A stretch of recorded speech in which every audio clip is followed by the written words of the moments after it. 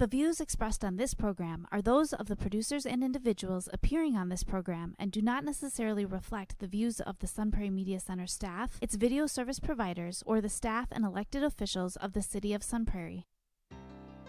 We're all familiar with the three whats: what it is, what it can do for me, and what does it cost. Tyler Rickenaugh, Country Financial, can help you find the answers with insurance coverage to help protect what's most important to you, all at a price you can afford.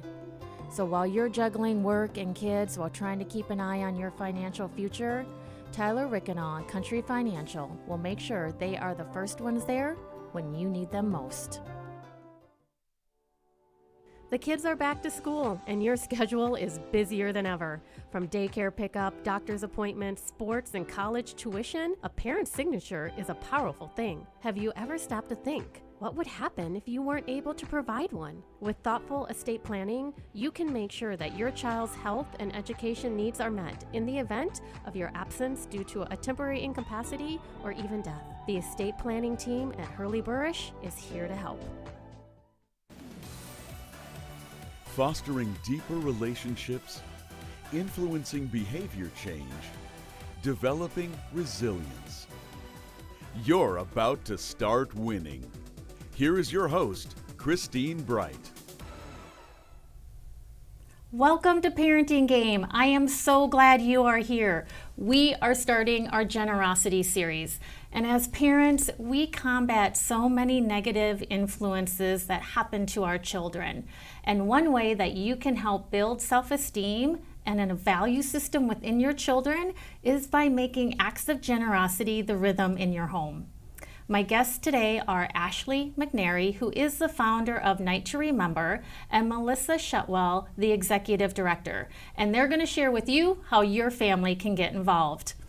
Melissa, Ashley, thank you so much for being here. Melissa, you've been on the show before, so thank you again for coming back on. One thing I always like to do is, as parents, we tend to focus very heavily on the things that we're not doing well. So I like opening each episode with, hey, give yourself a pat on the back. So Melissa, we'll have you start. Okay. What is something that you've done well as a parent? Good question. I think you're right that we're often more hard on ourselves than we give ourselves credit for. But I think I really see my kids for who they are and embrace them wholly in that way, which means that I have to parent each child a little bit different. The road that I'm paving for them might look a little different for each kiddo. As you know, from the last time I was here, I have two kiddos with disabilities. One was diagnosed with autism last year. The other one has Down syndrome. And then I have a typical developing son, Beckett. So they all have their own little quirks and talents, and they're all really amazing, but they're also different. And so just getting to know them as human beings and really parenting them in a way that brings out the best in who they are is what I think I've been able to do. I know. Life would be so much easier if they were all the same and can just chug down the same road, but it isn't. But then it would also be pretty boring too. It is fun to see all the differences in your kiddos. Absolutely. So Ashley, what's something you are doing well as a parent? I feel the same. There's a lot of things I worry about. I guess I would say the jury's still out. We're still in the midst of it. I'm like, we'll see. I don't know when they get older if they were like, that was great. But I think the same thing. I think recognizing that each of them needs something very different from us, and the way that we approach situations they're all just very unique. And so seeing them in that way, I think one of the things early on is we're like, we want our kids to know without a doubt that they are loved. And so to a fault, we say how much, like, we love you. Do you know we love you? We love you. We love you. So much they're like, we know, don't tell us that anymore. Yeah, we got it. So we were like, if we mess up, I'm sure we will. But if at the end of the day, like, they would not stop saying how much they love us, then that's a good thing. Yeah. So, but I have a 16-year-old, so he's like, thank you. I'm good. I'm good. You don't need to tell me anymore. But I'm going to keep telling him. Yeah, absolutely. So that's my 9-year-old boy too now. Right. Too cool for you. Yeah. Right. Well, just so you know, so mine's 29. They revert back. Yes. Then you'll start needing them quite a bit more, that reinsurance and that they're loved and they can be proud of themselves. Yep. So it's interesting when they hit those earlier years, there's a little kind of revert back as they're building their own lives. Yeah. So Yeah. it'll be a lot of fun as they grow. So acts of generosity. Ashley, we'll start with you. Sure. I know how involved you are with Night to Remember, but I also know you probably do more than that. So share with us, have there been other acts of generosity your family has done? And do you have any that are just like a monthly thing, or have become, this is something we do at Christmas, or this is something we do at Easter? Sure. I think for us, we talk a lot about this. A lot of our, just in what we do in our profession, John and I work at, lead Heartland Church, and so generosity is a big deal for us. And so even just a significant portion of our budget goes to, giving it away. And so we talk to our kids a lot about that, about what that looks like, and, just a little bit of sacrificial giving of things maybe we could do or want to do, but we really feel like it's important to be able to start with saying, hey, how can we be generous? We have several photos. We sponsor several kids through Compassion International and World Vision, and so we talk through that and what that looks like. Actually, 2 of our kids they got to kind of, pick with the children and the countries that we get to sponsor. So they were a part of that. And they're on our refrigerator, their photos. And then, of course, at Christmas, there's the Spirit of Giving in Sun Prairie that we love to sponsor kids, and they get to help, do that. So I think talking about generosity now, how much that lands, like we said, jury's still out. We'll see. But I hoped that would be something that would be of value in their lives, as they continue into adulthood. Awesome. Melissa, share with us some of the things your family is doing. Yeah, so generosity is really important to our family as well, and to me personally, and just being generous both with our time and our money. And I've really tried to instill that in my kids. So we are very involved in Heartland also, and a lot of the same things that Ashley talked about. We sponsor a child through Food for the Hungry. We are involved in the Christmas activities. We support Heartland in all of their activities that they do. The other organization that we're really heavily involved with here in Madison is the Ronald McDonald House. My husband has served on their board of directors for 7 years and as their president for 3. And our family financially supports the house, and we also have Augie's Lunches with Love, which is it's coordinated between the Ronald McDonald House as well as the Children's Hospital, American Family Children's Hospital, and it provides lunches to any families that are inpatient with their child.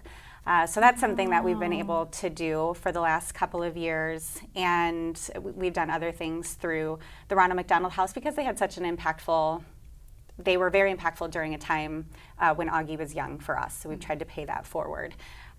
There's other things that I've tried to do with my kids. We do something called Trisomy 21 Acts of Kindness during the month of October.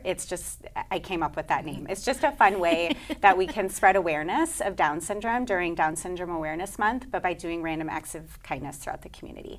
And my kids we had to take a hiatus for COVID, but we're starting that back up this year, and the kids love to decide like what we're gonna do, and it's random. We typically don't know the people that we're gifting things to. We just go out in the community and leave a pair of gloves and hats, on the park bench, or tape a gift card to a gas station pump, things like that. And then a little card that talks about Down syndrome. Oh, that is really great. Have you guys seen with your kids, maybe compared to some other kids that they're friends with that don't really make generosity a rhythm in their home, have you seen it impact your kids just as far as how they perceive life and the lens that they're looking through? Yeah, I think, I've got teenagers, so I think that I would love to be like, they love generosity. I think right now they're like trying to navigate life. So I think for me, it's like more of the long game of just seeing it put in practice in our own home. And then I guess, I think hopefully as they grow into adulthood that it just becomes something where it was so much a part of their life, it feels funny that it's not. And I agree with serving and time and just the perspective of not everything's about me, and so how can I look for opportunities to bless others, whether in word, finance, or in deed. But yeah, I think I would, I'd love to be like, yes, they have started generosity campaigns, but that is not the case. But they're teens. So yeah. So I hope that as they grow into adulthood, that does become something. But I guess we'll see. Yeah, it is fun to see. As I said, I'm now in that age where you see those little threads, you know, like he's missing and he's coming back around to things. So it does leave a mark. It's, you know, they'll come back around to it. So that's great. How about you? Anything that you've seen in your kiddos? I'd say the same as Ashley, really. I'd love to be able to say, like, my kids are the most generous kids that you have ever met. And they can be, but I think I'm really just trying to model. They see what I do, they see what my husband does, and as a family, what is important to us. And so we're really trying to instill those values in them. I don't think naturally right now as kids, they're always going to be the one to be the most generous, but I do hope over time that the values that we're trying to instill now are what, you know, they embrace as adults, because that's what's most important. I do, you know, they choose kindness. They come back with stories of how they've been kind and generous at school, but it's still not, they also, you know, they're children, so they can also be selfish still. There's just things that we see that, you know, they're not perfect for sure. Yeah. And neither am I. But that's great encouragement for parents, you know, to stay in it. There's a bigger, long game here, and take those little wins, you know, when you see them. Right. Well, let's dig in tonight to remember. One of my favorite events of the year. I mean, it's such an amazing party. But it didn't start, now it's at Monona Terrace, but it didn't start out there. So Ashley, we're gonna start with you. First of all, what triggered the idea to do a prom for people with disabilities? Sure. I mean, there are several factors, and that could take the rest of the show. But essentially, just I had some pretty significant and impactful moments with individuals with disability in my teen years. One of my best friends had a sister with a disability. I just was really drawn to individuals and just seeing the joy and perspective of life that was different than maybe mine, and so got to volunteer with Special Olympics a lot in my high school years.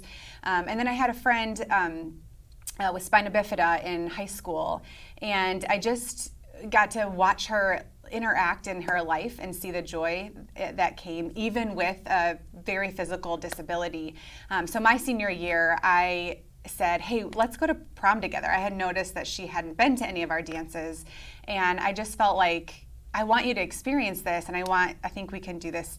I think this would be really fun to do together. And so it was just a really impactful moment for me as a senior. And then fast forward, I was in youth ministry, kind of one of my first jobs out of college. And I had this sense of how it was so impactful for me to participate and to get to know an amazing group of people.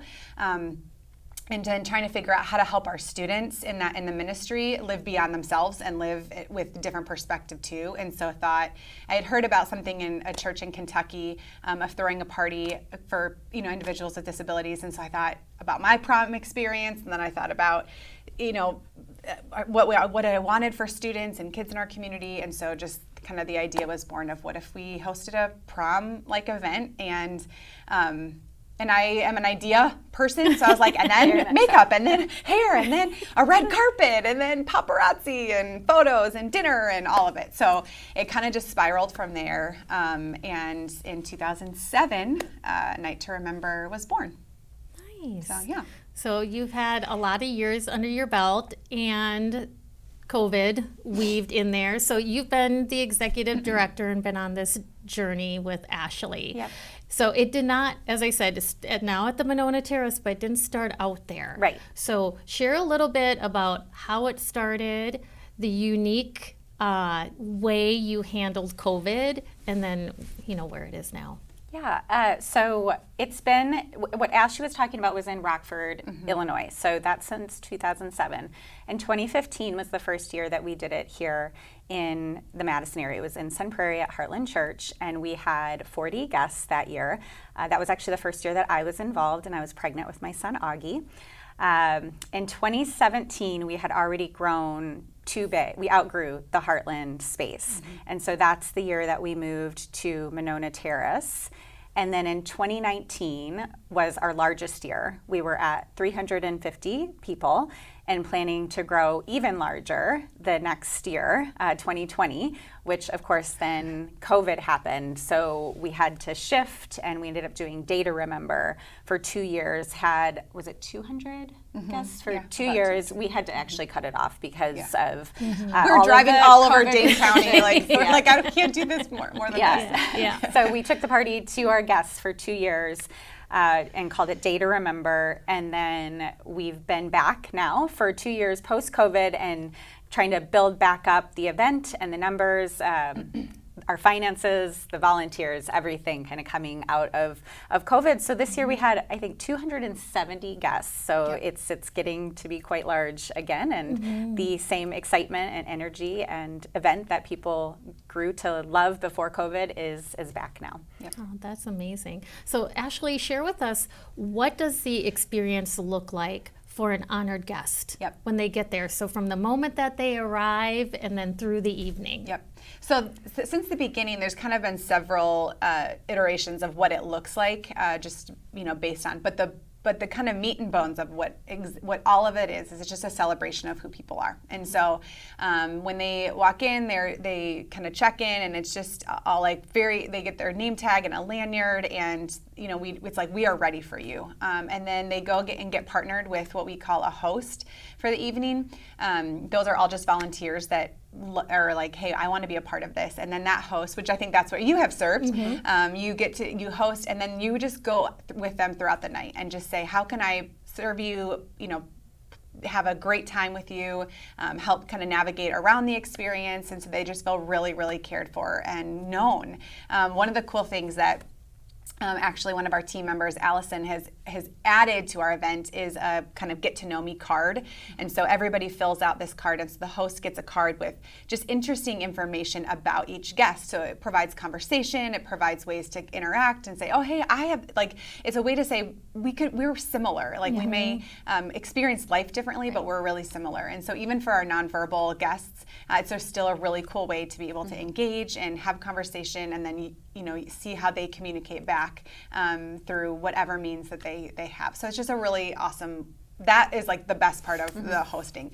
And then of course we have our red carpet experience. That is a way that we want our guests to know they are so celebrated. And so there's all kinds of volunteers that are what we call paparazzi, and they clap and they cheer, and we announce our guest name, and then they walk down the red carpet. I think that is the favorite part of most of our guests. It's so fun. There's several that want to do it over and over and over and over again. It's just like, who doesn't want to be cheered for as you walk into an event? And it's been really sweet too to recognize, there's some guests that want the experience, but the cheering and loudness is overwhelming. And so it's been cool to see, we do a silent red carpet for them, and we just do spirit fingers and waving, and so they still get the experience of feeling surrounded by people that are cheering them on, but in a way that quiet way. A way that matters and makes sense to them. So then we go in for a night of dancing. We have DJ, and it's just a party. We've got food, we've got photo booths, we've got, this past year we had some different games set up that people could hang out with. And so some guests choose to just really sit and kind of take it all in and get to know their host. Some are on the dance floor the second they walk in, and they do not leave, other than to get water, right? Right. So that's kind of the whole experience. Then as they leave, there's always a gift bag to say thanks so much for coming, and we can't wait to see you next year. Yeah, so. I learned the hard way because, we're dressing up for a prom. So for me, yay, I get to dress up. Bring flip-flops. Yes. The heels do not make it through. I'm usually barefoot by the end of the night. I'm like, this is disgusting. But and I would be asking him, do you want to go sit down? Let's go get something. No, I'm like, oh, I do. But it is so fun to see them just have fun and interact, and you get to interact with them, and the smiles on their faces are amazing. There is another lovely part that is included with Night to Remember, and you guys also care for the caregivers. Yes. Share a little bit about what those caregivers can experience when they come. Yes, so parents and caregivers have their own space. We call it our respite space. We bring in professional massage therapists, so we offer massages throughout the event. It's a much quieter space, so instead of the DJ music, we have pianists playing on the grand piano, and just lovely music, and the whole ambiance is more of relaxing and comfortable. We encourage a lot of discussion and conversation between parents. We usually have some activities like coloring, adult coloring books, just different activities for the parents to connect and relax.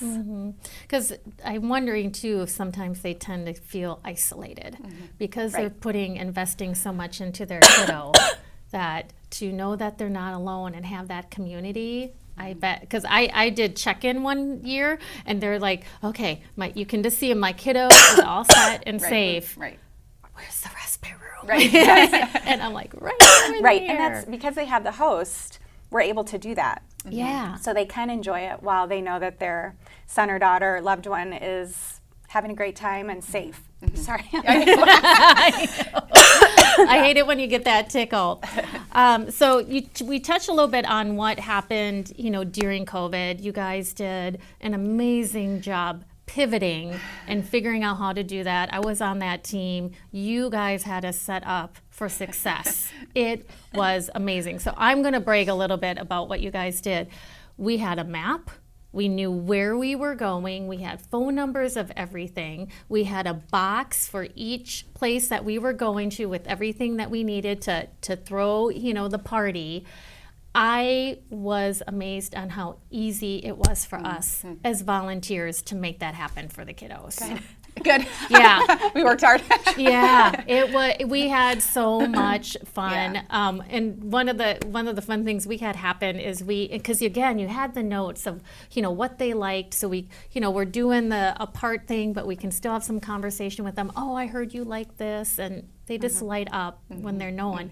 And we had one kiddo who Harleys. He was into motorcycles. Right before we went to his house, I had to fill up with gas. And there was a couple on a Harley. And we're all like, should we ask them? Okay, we're going to go ask them. So we told them what they were doing. They followed us to the house. And then we had them go first, and it's giving me chills. We had them lead us down the street, just revving that engine up and that kid's eyes was like that big. That's amazing. It was so cool. I love that. Yeah, it was really fun. But you guys did such an amazing job and made it so easy for us. And now we're back, to where we are at the terrace and the red carpet and everything. Super exciting. So share with us the one thing I love about this event: all ages can get involved. And I literally mean people bring their little ones because they can be on the red carpet holding their baby, on the paparazzi. So Melissa, just share with us what are the ages, because not everybody can be a host. But let's start with, does it matter how old your kiddos are? How can families get involved, and they can bring the whole family? So it really doesn't matter the ages of the kids for our paparazzi. Everyone is welcome. Anyone can participate, anyone can cheer, and it really is a fun family event, especially for that paparazzi experience. Other roles, it depends on the role and the age of the child, but we definitely have younger helpers in certain roles. We have a dance floor team, which is fun for maybe not the littles, but elementary school and up can help with that. I think we've had kids helping with our swag table, like helping make sure people get their swag, and can't be hosts. Hosts is 16 and up because it does require a little bit extra work during the night. But there are definitely a lot of opportunities for everyone in the family, and if they want to stick together, then the paparazzi is the best place to be. Awesome. Well, and I think what we feel like is important is that there really isn't a divide. I think it's such a good learning experience for kids to not see a community that maybe they don't interact with in everyday life. I mean, maybe hopefully in school, because we're moving a lot more towards inclusion, but to be able to see, there is such a wide variety of experiences, of expressions, of communication styles, of just individuals. And so I think it's a beautiful way for them to see it through eyes of celebration rather than not understanding or indifferences. And so I think to be able to say, oh, this is so cool to see a wide variety of different disability, and that it's celebrated, and that we embrace one another and we dance together and just have great relationship. And it's just a really cool way to be able to do that with our families, and to kind of break down a barrier that doesn't need to exist, but sometimes it does just based on our society. And so I think that's what Night to Remember serves, is to kind of break down those barriers and say, let's all do this together and learn from each other. And I think there's so much that we can learn from this community, and that we can be taught on how best to engage and interact and to see life and through different eyes. And it's I love the experience for families. Yeah, I mean, you don't leave without being touched, and just seeing,